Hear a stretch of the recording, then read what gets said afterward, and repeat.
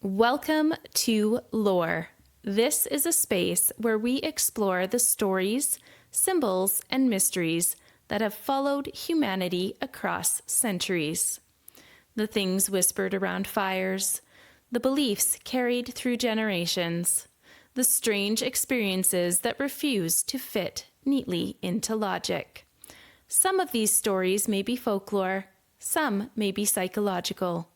Some may still be unexplained, but all of them tell us something important about who we are, what we fear, and what we hope may exist beyond the edges of the visible world.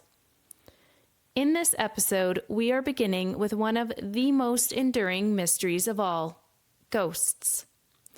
When people talk about ghosts, they often imagine the spirit of a dead person haunting a place. But in paranormal lore, there are actually many different kinds of hauntings, each with their own characteristics. Residual hauntings are often described as energy recordings rather than true spirits. The idea is that moments of intense emotional energy, grief, fear, trauma, or even deep joy can somehow imprint themselves onto a place. Under the right conditions, these moments replay like an echo. People might see the same figure walking the same hallway, hear the same footsteps at the same hour, witness the same scene repeating again and again. Intelligent or interactive spirits are ghosts that most people imagine when they think of hauntings. An intelligent spirit appears aware of the living. It may respond to questions, move objects intentionally, or appear directly to people. Some paranormal investigators believe these spirits are truly the consciousness of a deceased person lingering in our world. Others think they might be something stranger, an unknown form of energy or consciousness we simply don't understand yet. Poltergeist activity is different again. The word itself comes from German and roughly translates to noisy spirit. Poltergeist encounters are known for physical disturbances, objects moving, knocking sounds, doors opening and closing, things being thrown or displaced. Interestingly, many researchers believe poltergeist activity may actually be connected to living people, particularly during times of emotional stress. In that interpretation, the phenomenon isn't a ghost at all, but some kind of unconscious psychic energy manifesting outward. Shadow figures are amongst the most unsettling experiences people report. These are typically described as dark, human-shaped silhouettes seen out of the corner of the eye or standing silently in rooms or hallways. Unlike traditional ghosts, they often lack visible features. Some people interpret them as spirits. Others suggest they could be tricks of perception, sleep paralysis, or the brain misinterpreting shadows.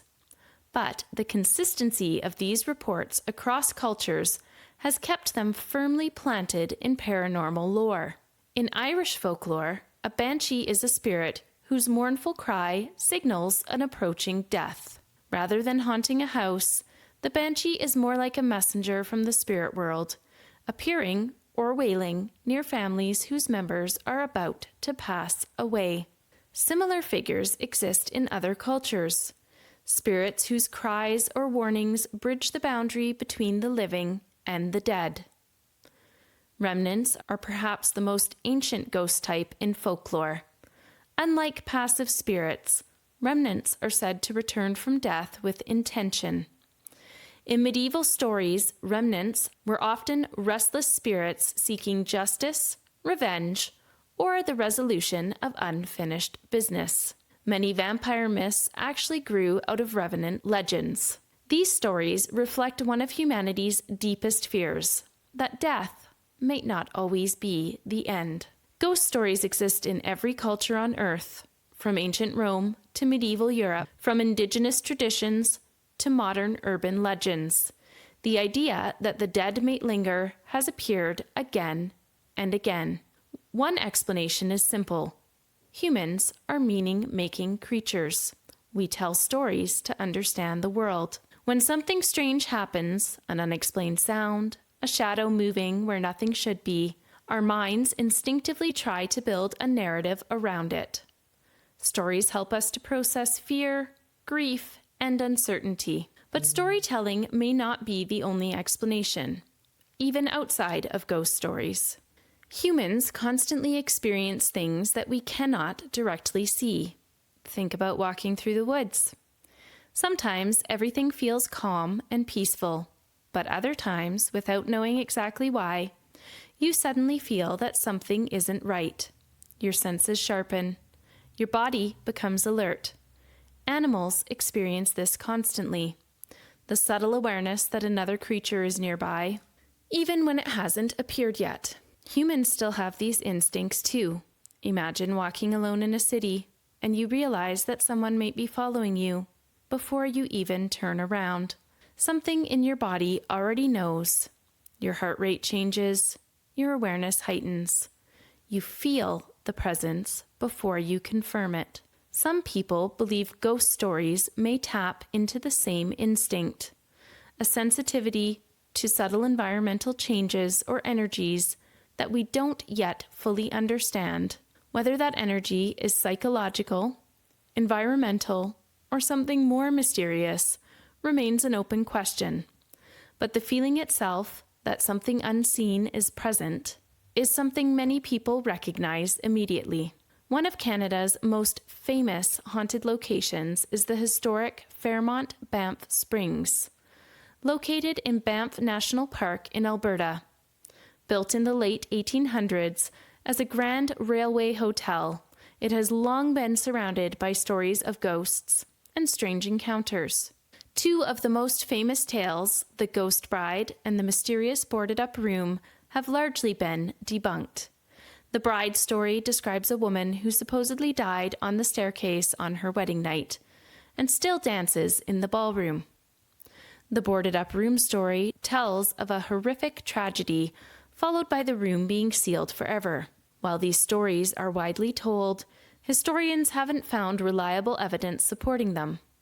There is no record of a bride passing away at the hotel, and while many of the rooms at the Banff Springs have been renovated to be larger, resulting in full rooms and their doorways being removed, the resulting space in the hallway not matching the patterns of the rest of the floor is where the rumor of the supposedly sealed-up room originated.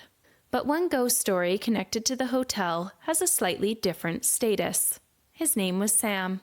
Sam the bellman was a real employee who worked at the hotel in the 1960s and 70s. Guests and staff have occasionally reported seeing a helpful bellman in a vintage uniform who disappears before they can properly thank him. The hotel itself acknowledges Sam on their website. They don't confirm that the sightings are truly his ghost, but they also don't completely deny the possibility. And in many ways, that uncertainty is exactly what keeps ghost stories alive. Whether ghosts are real, imagined, or something in between. Stories like these reveal something important about human nature. We are drawn to mystery. A world with no unknowns would be a strangely dull place. Stories of ghosts allow us to explore the boundary between life and death without crossing it ourselves. They give us a sense of wonder, a little thrill, a reminder that not everything has been fully explained. In a strange way, mystery can actually be healthy for the human psyche. It invites curiosity, play, imagination, and it keeps the world feeling a little bigger than what we can measure. I have quite a few personal ghost stories, unexplained things that have happened to me, but the most impactful story that ever happened occurred while I was managing a movie theater. I took that job because a friend, who I won't name, because unfortunately this story does involve her passing away, but I had babysat for her while I was a teenager, and when this job opening came up, she told me that she thought I would really like it and that I would be a good fit for it. During my time at the movie theater, her and the owner of the theater, my boss, would constantly make fun of me because from the moment I began working there, I believed, and I still believe, that that building is haunted. There are a lot of things that went on there, and both her and him would have good laughs at me telling them about what I was experiencing. Sometimes they would do things to startle me because they thought this was so hilarious. Like one time my boss hid upstairs by the projection room. Next to the projection rooms, there were these big, long, old rickety stairs that you had to go down. And the rest of the upstairs was this large open space. At one point, it had been apartments, and a long time before that, it had actually been the Miners' Union Hall. It was just big and dark and creepy. So I turned on the movies that night. I came out of the projection room. I started walking down the stairs. I think I was about a quarter of the way down, and my boss jumped out from where he had been hiding towards the top of the stairs, startled me completely, like I was completely terrified, and I jumped from about 3/4 of the way up the stairs down onto the landing. I swear I almost broke my ankle. He thought it was hilarious. I did not. Maybe about a week before my friend passed away, she came to see me while I was putting on the movies. At that time, the movies were still on film, and you would take the individual reels of film and wind them onto this big platter. You'd splice the reels together to make one really large disc of film, and that's how it would go through the projector. She was packing 2 of the big metal cases up the stairs. I was packing the other ones. They're these big, heavy canisters. And we went up the rickety staircase that I just described and into one of the projection rooms. Now, at that time, trailers also came on film. They were smaller, and I would keep a stack of them in that room next to the door, and I would kick it in front of the door to keep the door from slamming shut, which happened to me often. I remember looking at the stack of trailers as I went through the door and thinking, she's going to make fun of me. I'm not going to do it. I'm not going to kick it in front of the door. If the door slams shut, at least someone is here with me. So I went in, she followed, she sat her movie canisters down, I sat mine down, and just like that, the door slammed shut. She turned around with really big eyes and said to me, "Nothing like that ever happens to me when I'm here." And I didn't really have anything to say because stuff like that happened to me all of the time, which is what I had been trying to tell them. Like I said, about a week or a week and a half later, she passed away. It was a traumatic death. It was definitely before her time, and it really affected everyone that worked there. It was probably a couple of months after she had passed away. We were all starting to feel a little bit better, not back to normal, because I don't think you can ever go fully back to normal, but a little bit better. At the theater, our concession workers were kids. They were teenagers, and that was their after-school job. One of the concession workers' sisters was at the show that night with a big group of her friends. I had turned the movie on. It hadn't been playing that long. Her and her friends came out of the theater looking really upset. She was crying, and she went up to her sister and whispered something in her ear. And her sister came up to me and said, "She says there's someone in the projection room looking out the window." There's a window that the projector plays out of, and then there's the window that the projectionist looks out of, that I would look out of when I started the movies up. So I thought it was probably just some teenagers that had snuck upstairs. I was feeling kind of annoyed. I went up there. There was no one in the room. I looked in the other projection room. I looked in the big creepy upstairs. There was no one there. So I came back downstairs to let them know that there was no one there. And I said I would take them back into the theater, and they didn't want to go. When I pushed the little sister a little bit further, she said, "It's got no body."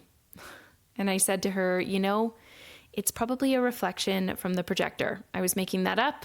The projector does not reflect up to that window, but I was just thinking they're just freaked themselves out and I've got to get them back in. So I took them in and I got them sat in their row.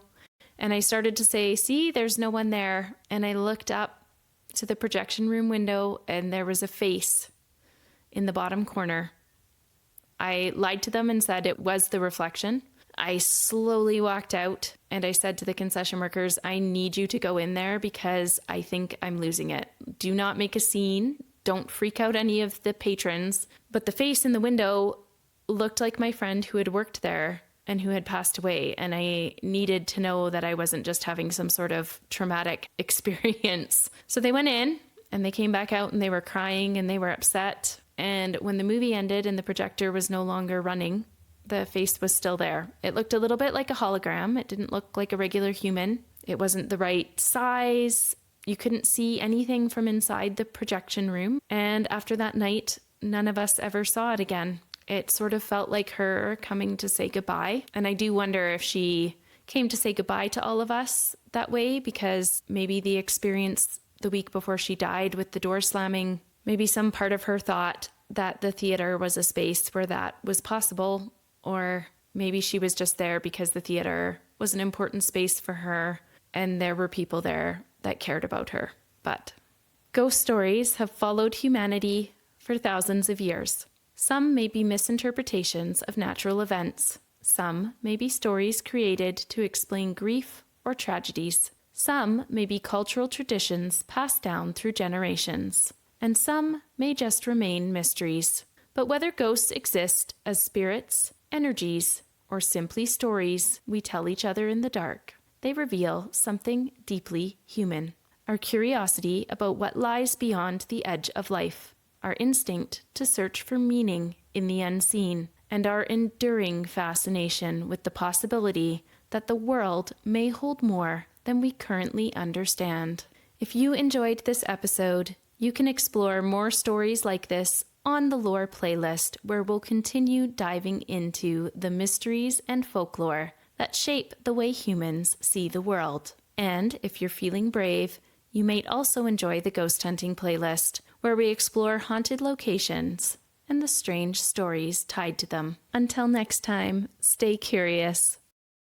This episode of Lore is sponsored by Raven Tongue Magazine. Practical guidance and heartspeak from down-to-earth wise women for modern times. Raven Tongue is a print-only publication. Their guiding values center on raising the multifaceted voices of women and relationships with the divine feminine.